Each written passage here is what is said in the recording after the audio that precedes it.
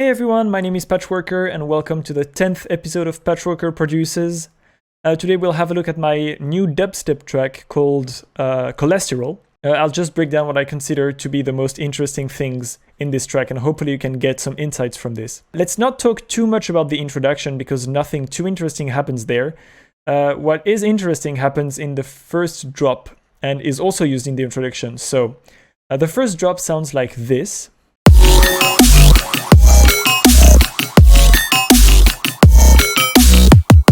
So there are two things I want to talk about here. The first one is the main sort of blip that happens, and it sounds like this. You can hear the same patch happen in the introduction with some reverb. And I want to talk a bit about the patch itself. So let me unfreeze the track, and without any effects, it sounds like this. So basically what I did to reach this sound is I just loaded an instance of operator and messed around with the coarse down here. This basically multiplies the wavelength by this number, I believe. So it just becomes an extremely high-pitched sine wave. I have a bunch of effects happening afterwards. Let me just play this. This is just some distortion and OTT, etc. Nothing too interesting. What really gives the body of the sound is the erosion audio effect here. What I did is that I put it on sine mode, and if we have a look over here, sine basically modulates the incoming audio with a sine wave. And I just cranked the amount all the way up and the highest frequency possible, and it sounds like this. The second interesting things happens also in this bass group, and it's the main growl. It sounds like this.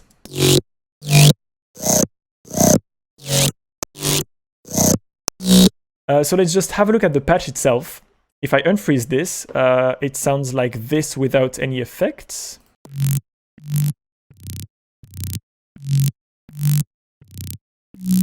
So I have a bit of EQ going on at the end as well as a limiter, but the serum patch looks basically like a sine wave FM'd by a very low sawtooth wave. So there's nothing too interesting about this, but what's interesting happens in the Pro Q that is just right here.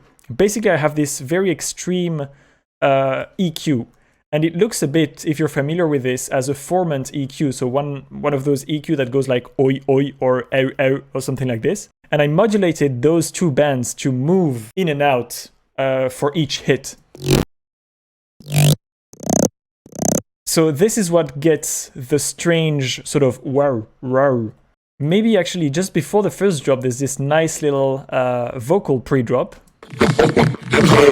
This comes from an a cappella of one of Biggie's tracks. So it's coming from this a cappella.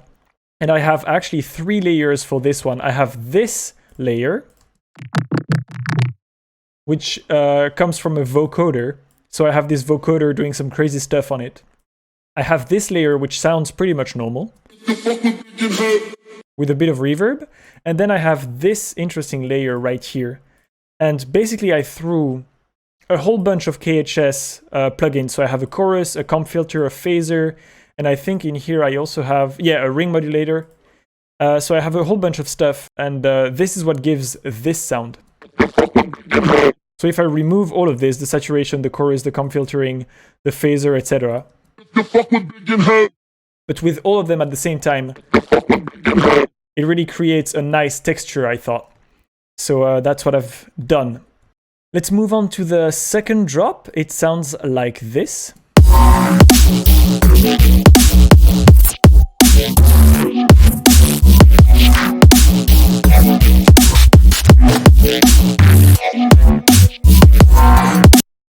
So every single bass you can hear right here.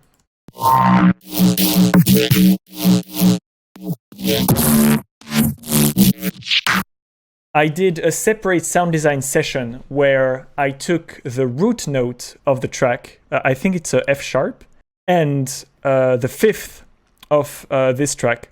And I just did a bunch of sound design on it. Basically what I did is that I ran a sawtooth wave on some compression, cranked up an EQ before it and just ended up having crazy looking pieces of audio that basically looked like this, so like big sausages.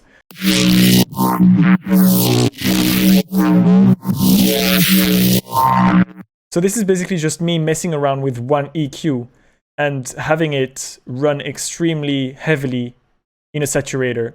And then I just chopped everything up so that it sounded exactly as I wanted. I have a bunch of fills here and there, as you can see. Those come from the same sounds. Actually, I ran the same basses in an instance of Fracture by Glitch Machine. If you hit this little button here, you can modify every single parameter in the patch. So just crank the wet all the way up and do this for a bunch of times until you have interesting sounds. So I ran the basses into a Fracture, and this created those kind of little fills that I just put in there. Then we move into this pre-drop, which sounds like this.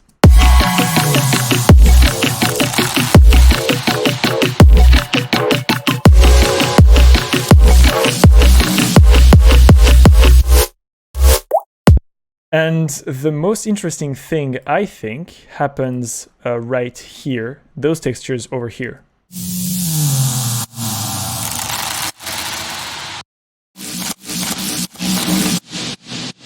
Basically, what I did to get those sounds, as well as the basses on the next drop, is that I rendered the entire track up until this drop. So everything we've seen so far, all of this, I rendered it down into audio, and I threw this into granulator down there. Then I just set those macros to modulate the grain size, the file position, the spray, the time, FM, the frequency of the FM, and the tuning. And I just messed around completely randomly with all of those knobs at the same time. I got this technique from Frequent, I believe. I'll just link it in the description because this trick is awesome. And it allowed me to get to those kind of sounds as well in the next drop.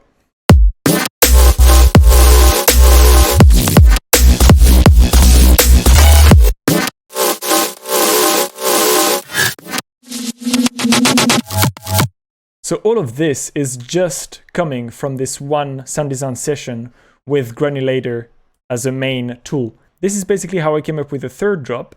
Actually, perhaps the last thing I want to talk about is the sub basses. So I didn't really talk about them, but I used one technique that I think makes the sub bass pretty interesting in this track. And it's basically mixing some white noise into them as well. So if I unfreeze this patch, my sub bass sounds like this.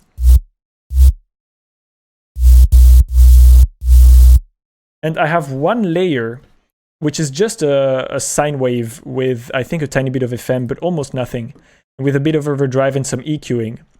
And just sounds like just a pure sub bass. And I also have this noise layer. It's just a white noise oscillator with this auto pan here that goes extremely fast, 90 hertz, and that goes left and right really fast in the stereo field. All of this is EQ'd a bit to tame the low end, but this gives the very crisp high end of this bass. And together. So you have some plugins that do this for you. You can mix in some white noise in a sub bass or stuff like that. But this is a very efficient trick if you just want to work with Ableton stock plugins. So there you go, that pretty much wraps up what I think is the most interesting about this track. If you want to know more about it, or if you want to know more about my workflow, feel free to have a look to the 2 previous live streams I've done on this track.